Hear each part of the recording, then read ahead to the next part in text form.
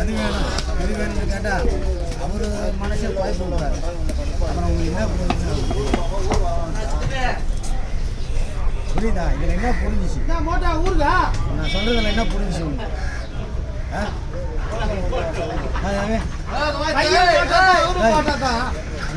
நான் சொல்கிறதுல உங்களுக்கு என்ன புரிஞ்சிச்சு?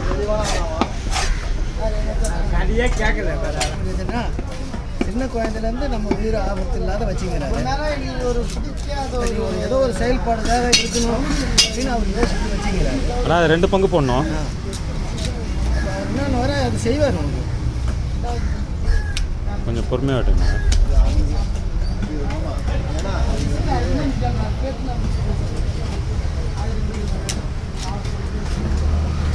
அதுக்கு இந்த தீய வழியில் போய் கேட்கக்கூடாது.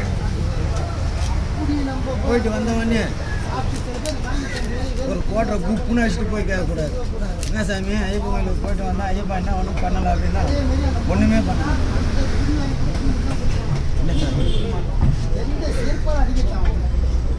இந்த விஷயம் மட்டும் எனக்கு பிடிக்காத விஷயம்.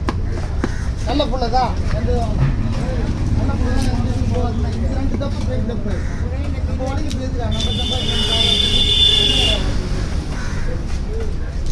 2000 ரூபாய் எடுத்து குடி 2000 ரூபாய் செலவு பண்ணுவோம். 4 நாளைக்கு ஒழுங்காகுது. அதெல்லாம் நீ சம்பாதிச்சுன்னா குடி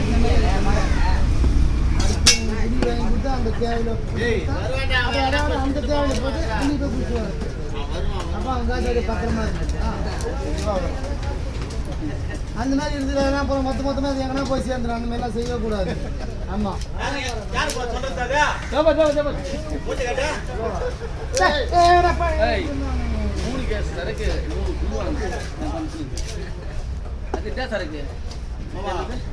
எல்லாரும் பேசுற மாதிரி பேசிட்டா மட்டும் போதுமா?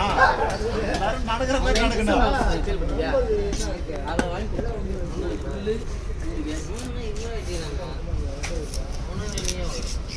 நான் தான் எதுவும் சாப்பிடல. 150 ரூபாய் கறக்கு வாங்கி கொடுக்குறேன். நீ தான் பேசவே கூடாது.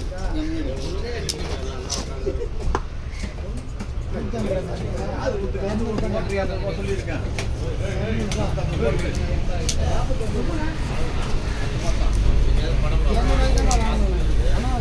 என்ன வேணும்? என்ன வேணும்? என்ன வேணும்? ஒரு 50 ரூபா தருங்க. இது 50 வாங்கணும், அது 100 வாங்கணும். 150 பாட்டு வாங்கணும்.